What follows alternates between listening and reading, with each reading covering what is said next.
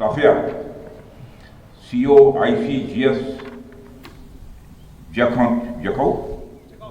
जखौ और यहाँ मौजूद हमारे सभी आर्म फोर्सेस, कोस्ट गार्ड और BSF के जाबाज ऑफिसर्स और बहादुर जवानों, साथियों, ये आज आपके बीच में आया हूं तो आपका अभिनंदन करने के लिए आया। ऑपरेशन सिंदूर में सचमुच आप लोगों ने करिश्माई काम किया है। भारत का मस्तक सारी दुनिया में आपने ऊंचा किया है, इसलिए मैं आप सबके बीच आया। इसलिए ऑपरेशन सिंदूर के दौरान जो हमारे सैनिक अथवा हमारे सिविलियंस जो भी शहीद हुए हैं, मैं सबको मैं नमन करता हूं, और जो हमारे बहादुर जवान घायल हुए हैं उनके शीघ्र स्वस्थ होने की भी मैं ईश्वर से मैं कामना करता हूं। आप जानते हैं कि हमारे देश की मजबूत भुज में आप सबके बीच आकर मुझे स्वाभाविक रूप से गौरव की अनुभूति हो रही है, और यह भुज 1965 में पाकिस्तान के खिलाफ हमारी जीत का भी साक्षी रहा है, और यह भुज 1971 में पाकिस्तान के खिलाफ हमारी जीत का भी यह साक्षी रहा है, और आज एक बार फिर यह भुज पाकिस्तान के खिलाफ हमारी जीत का साक्षी बना है। इसकी मिट्टी में देशभक्त की खुशबू है, और यहाँ के जवानों में भारत की सुरक्षा का एक अडिग संकल्प भी है। मैं आप सभी एयर वॉरियर्स, समस्त आर्म फोर्सेस और अपने BSF के सभी जाबाजों का यहाँ पुनः अभिनंदन करता हूँ।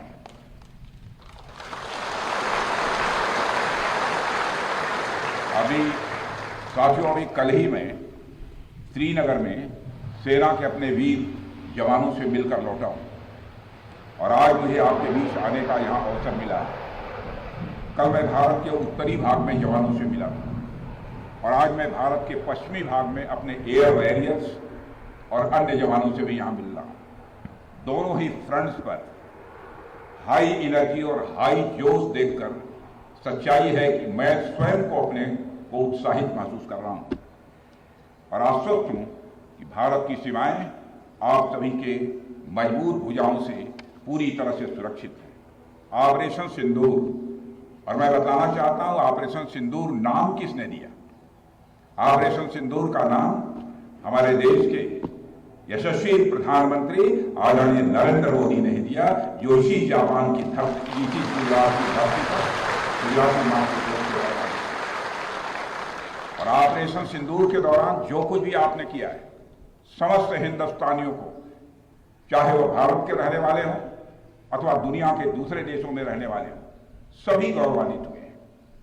भारतीय वायुसेना के लिए सिर्फ 23 मिनट यह काफी थे पाकिस्तान की सरजमी पर पल रहे आतंक के अजगर को कुचलने के लिए, और वह आपने करके दिखाया है।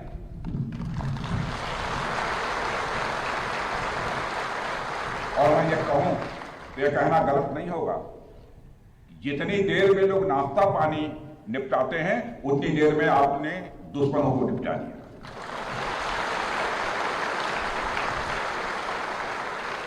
आपने दुश्मनों की जमीन पर जाकर आपने मिसाइलें गिराई है। उसकी गूंज केवल भारत की सीमाओं तक ही सीमित नहीं रही है, बल्कि सारी दुनिया ने सुना है मेरे दोस्तों, सारी दुनिया ने सुना। और वास्तव में वह गूंज सिर्फ मिसाइल्स की ही नहीं थी, वह गूंज थी आपके शौर्य की और भारत के सेना के जवानों के पराक्रम की। ऑपरेशन सिंदूर में भारतीय वायुसेना ने जो प्रभावी भूमिका निभाई है, उसकी सराहना इस देश में ही नहीं बल्कि दुनिया के दूसरे देशों में भी हो रही है। आपके इस ऑपरेशन में न केवल दुश्मनों को डोमिनेट किया है आपने, बल्कि उन्हें डेसिमेट करने में भी कामयाबी हासिल की है।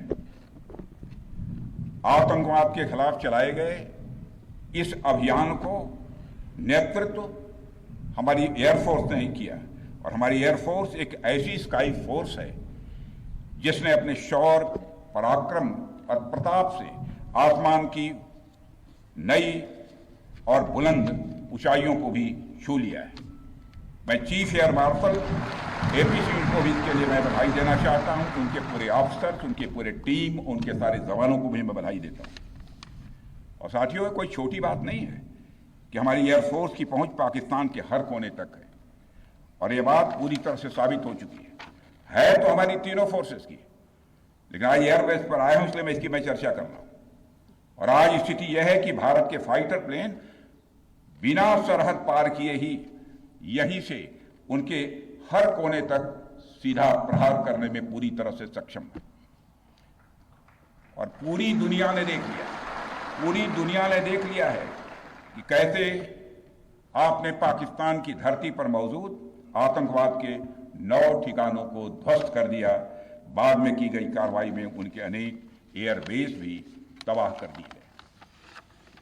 ऑपरेशन सिंदूर के दौरान इंडियन एयरफोर्स ने केवल पराक्रम ही नहीं दिखाया है, बल्कि पूरी दुनिया के सामने प्रमाण भी दिया है। प्रमाण इस बात का कि अब भारत की युद्ध नीति और टेक्नोलॉजी यानी तकनीक भी दोनों बदल चुकी है। आपने प्रधानमंत्री मोदी जी के नेतृत्व में नए भारत का संदेश पूरी दुनिया तक इस बार पहुंचा दिया है।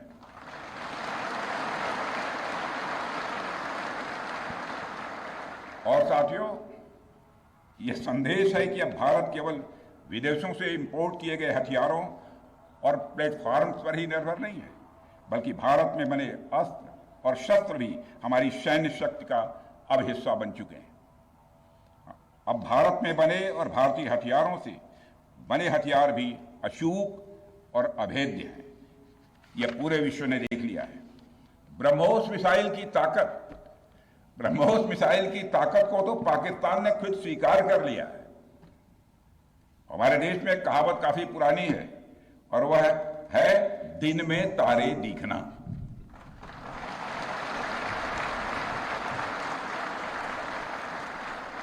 मगर भारत में बनी ब्रह्मोस मिसाइल ने पाकिस्तान को रात के अंधेरे में दिन का उजाला दिखा दिया है। रात के अंधेरे में दिन का उजाला दिखा दिया है।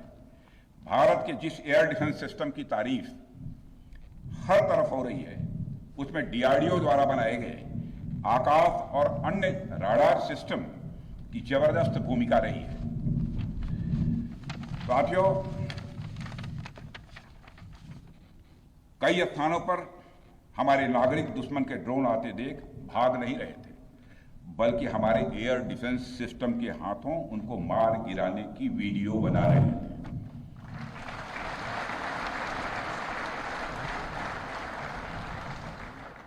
अब ड्रोन देखकर लोग भागने लगते हैं, लेकिन हमारे भारत के नागरिक वीडियो बना रहे थे। साथियों, आपने पाकिस्तान में मौजूद टेरर इंफ्रास्ट्रक्चर के खिलाफ प्रभावी कार्रवाई की है, मगर पाकिस्तान फिर से इस कोशिश में लग गया है कि ध्वस्त हुए आतंकी ढांचे को फिर से खड़ा किया जाए। वहां की सरकार पाकिस्तानी आम नागरिकों से लिया गया टैक्स जैशे मोहम्मद जैसे आतंकवादी संगठन के आका मसूद अजहर को करीब 14 करोड़ रुपए देने में खर्च करेगी, जबकि वह यूनाइटेड नेशंस डेजिग्नेटेड टेररिस्ट घोषित हो चुका है। इतना ही नहीं, लश्कर-ए-तोयबा और जैश ए मोहम्मद के मुरूद के और बहावलपुर स्थित टेरर इंफ्रास्ट्रक्चर को फिर से खड़ा करने के लिए पाकिस्तान सरकार ने आर्थिक सहायता देने की घोषणा की है।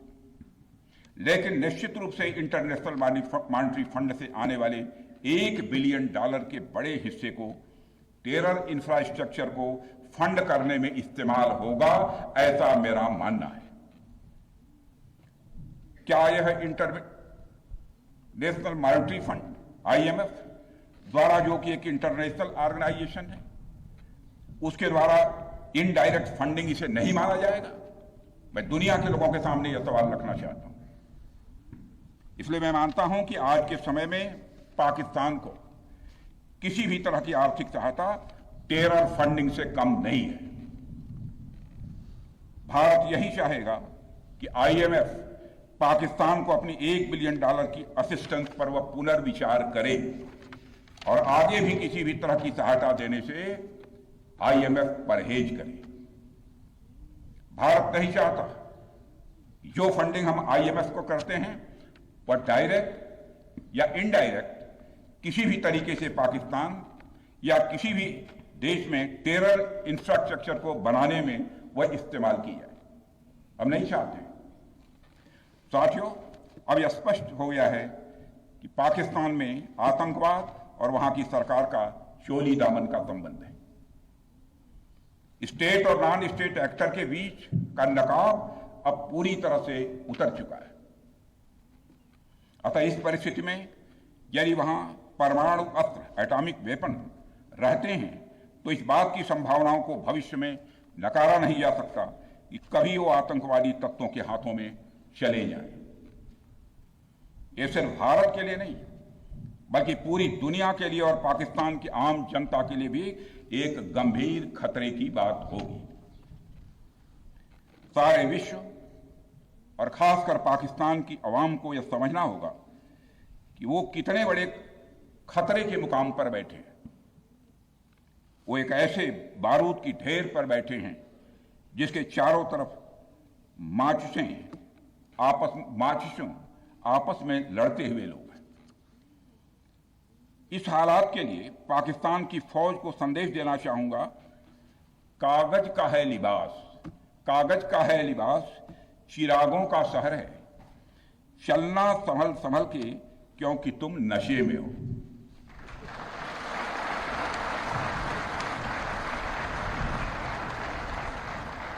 साथियों, अभी आपने जो पराक्रम दिखाया है उसकी चर्चा पूरी दुनिया में हो रही है। जैसा मैंने पहले भी कहा, आज भारत को वैश्विक मंच पर जो सम्मान मिल रहा है उसकी बुनियाद में यदि कहा जाए साफ तौर पर तो वह है आपका पराक्रम। और यही कारण है कि भारत का बच्चा बच्चा आपको अपना आइडल मानता है, बच्चा बच्चा आपको अपना आदर्श मानता है। आपने पूरे देश को यकीन दिलाया है कि नया भारत अब सहन नहीं करता बल्कि वह पलटकर जवाब देता है।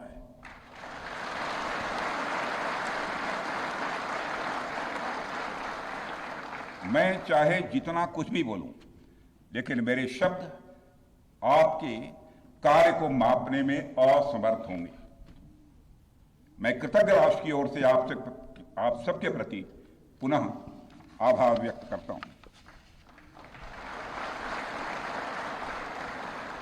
साथियों, अब आतंकवाद के विरुद्ध लड़ाई केवल सुरक्षा का विषय नहीं बल्कि नेशनल डिफेंस डॉक्ट्रिन का यह हिस्सा बन चुकी है। हम आपके साथ मिलकर इस प्रॉक्सी और हाइब्रिड वॉरफेयर को जड़ से समाप्त करेंगे। रक्षा मंत्री होने के नाते यह संकल्प मैं दोहराना चाहता हूं। अब हमारा भारत पहले का भारत नहीं है। प्रधानमंत्री के नेतृत्व का यह नया भारत का जन्म हो चुका है। मेरे बहनों भाइयों, हम हमारे आराध्य श्री राम के उस मार्ग का अनुसरण करते हुए आगे बढ़ रहे हैं जिसमें वह आसुरी शक्तियों के विनाश का प्रण लेते हैं। निश्चरहीन करौ मही भुज उठाई पण कीन, अर्थात जिस प्रकार भगवान राम ने अपनी भुजाओं को उठाकर धरती को राक्षस विहीन करने का प्रण लिया था, ठीक उसी प्रकार श्री राम के आदर्शों का पालन करते हुए हमने भी आतंकवाद को जड़ से समाप्त करने का संकल्प लिया है।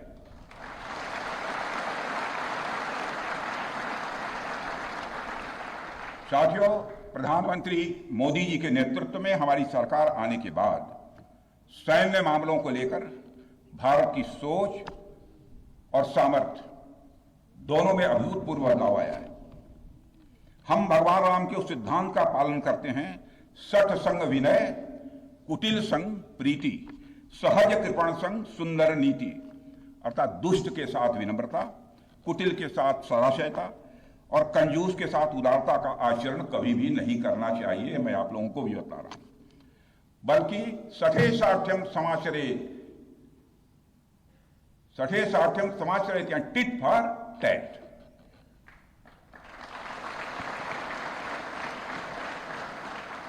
साथियों, ऑपरेशन सिंदूर ने यह स्पष्ट संदेश दे दिया है कि हमने शांति के लिए जितना अपना दिल खोल कर रखा है, शांति को नष्ट करने वालों के विरुद्ध उतना ही अपना हाथ भी खोल कर रखा है।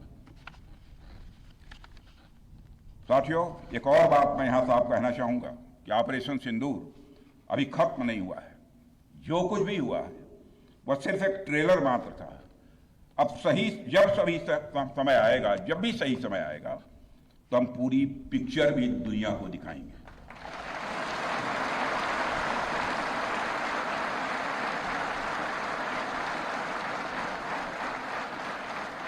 साथियों, आप सब तो जानते ही होंगे कि भारत में जब भी कोई उपद्रवी तत्व होता है जिसको लेकर यह आशंका रहती है कि यह भविष्य में कुछ उपद्रव कर सकता है, तो उसको मजिस्ट्रेट एवं पुलिस द्वारा गुड बिहेवियर के प्रोबेशन पर रखा जाता है।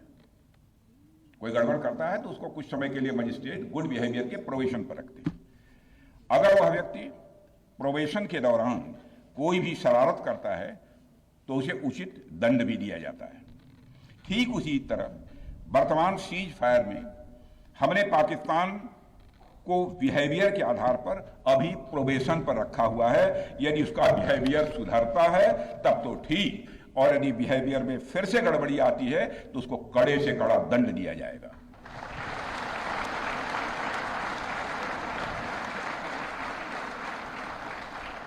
मैं फिर से इसे दोहराना चाहता हूं, अभी भारत ने पाकिस्तान को प्रोबेशन पर रखा है। वैसे भी माननीय प्रधानमंत्री ने हाल ही में एक बात बहुत साफ कही है कि आतंक प्रहार अब न्यू नॉर्मल है, यह न्यू इंडिया का न्यू नॉर्मल है।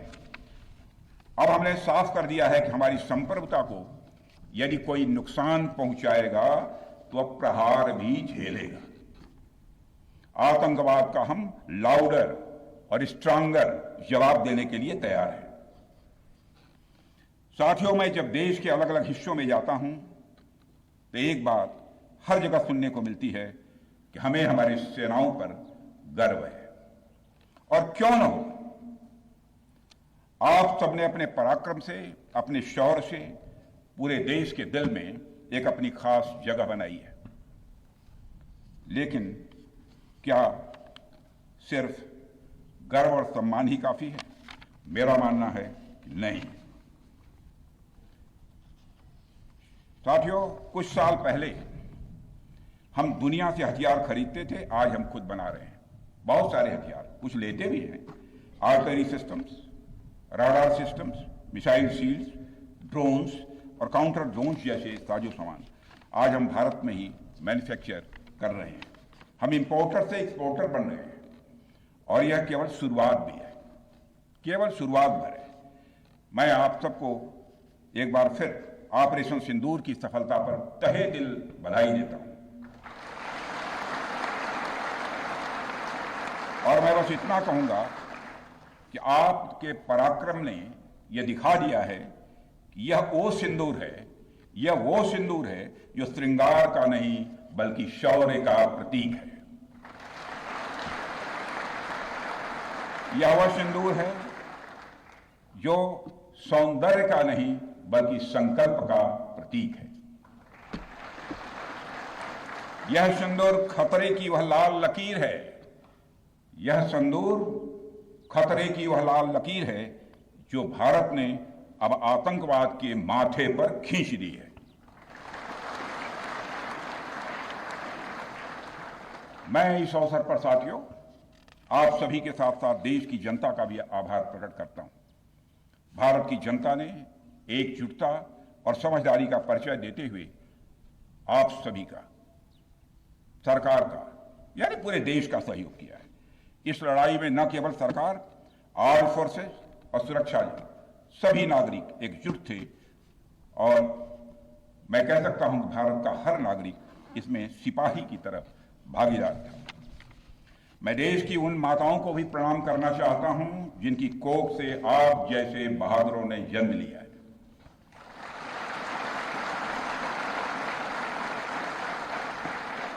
मैं उन परिवारों को भी नमन करता हूं जिन्होंने आपको पाला पोसा और बिना किसी हिचक के राष्ट्र की सेवा के लिए आपको समर्पित कर दिया। और मैं आपको आश्वासन देता हूं, सरकार और देश की जनता हर कदम पर, हर स्थिति में आपके कंधे से कंधा मिलाकर आपके साथ खड़ी है। और मुझे पूरा विश्वास है कि आपके सहयोग से हम इस पूरे रीजन में आतंकवाद का समूल नाश करेंगे, ताकि कल को कोई भारत की संप्रभुता के खिलाफ आंख उठाने की हिमाकत न कर सके।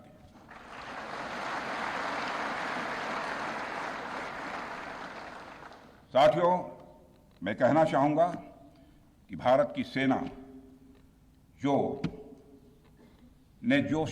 अदम्य शौर्य दिखाया है और सरकार ने जो अद्भुत कूटनीतिक परिदृश्य बनाया है, मैं फिर से दोहराना चाहूंगा, भारत की सेना ने जो अदम्य शौर्य दिखाया है और सरकार ने जो अद्भुत कूटनीतिक परिदृश्य बनाया है, उसके आधार पर मेरे बहादुर जवानों, आप आश्वस्त रहिए कि भारत के भविष्य का सूर्य प्रखरता के साथ उदित होने वाला है और यह सब रात के टिमटिमाते हुए नक्षत्रों की तरह बुझने वाले हैं। इसलिए आज मैं कहने आया हूं, सेनानी करो प्रयाण अभय, सेनानी करो प्रयाण अभय, भावी इतिहास तुम्हारा है, सब नखत अमा के बुझते हैं, सारा आकाश तुम्हारा है। इन्हीं शब्दों के साथ पुनः आप सबके प्रति आभार व्यक्त करते हुए और साथ ही आपके सभी परिवार के सदस्यों के प्रति कृतज्ञता ज्ञापित करते हुए, उनके प्रति हृदय से सम्मान की अभिव्यक्ति करते हुए अपना निवेदन समाप्त करता हूं। बोलिए भारत माता की, भारत माता की, बोले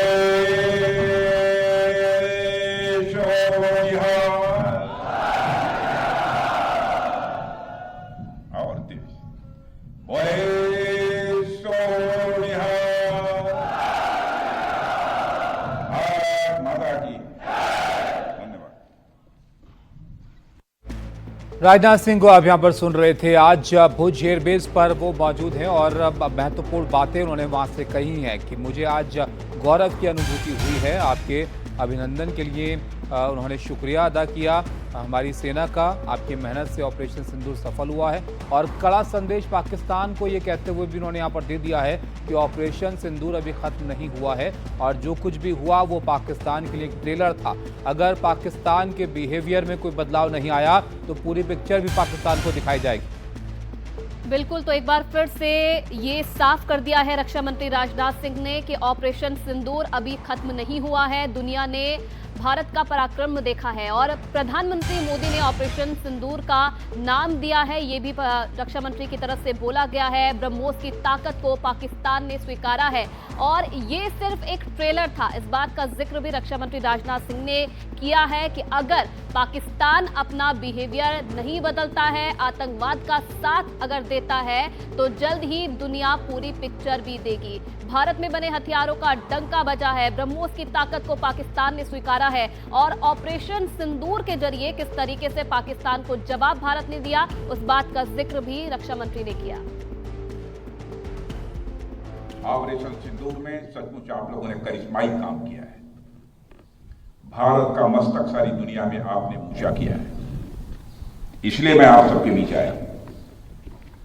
इसलिए ऑपरेशन सिंदूर के दौरान जो हमारे सैनिक अथवा हमारे सिविलियंस जो ही शहीद हुए हैं, सबको मैं नमन करता हूं और जो हमारे बहादुर जवान घायल हुए हैं उनके शीघ्र स्वस्थ होने की भी मैं ईश्वर से मैं कामना करता हूं। आप जानते हैं कि हमारे देश की मजबूत भुजा भुज में आप सबके बीच आकर मुझे स्वाभाविक रूप से गौरव की अनुभूति हो रही है और यह भुज 1965 में पाकिस्तान के खिलाफ हमारी जीत का भी साक्षी रहा है और यह भुज 1971 में पाकिस्तान के खिलाफ हमारी जीत का भी यह साक्षी रहा है और आज एक बार फिर यह भुज पाकिस्तान के खिलाफ हमारी जीत का साक्षी बना है।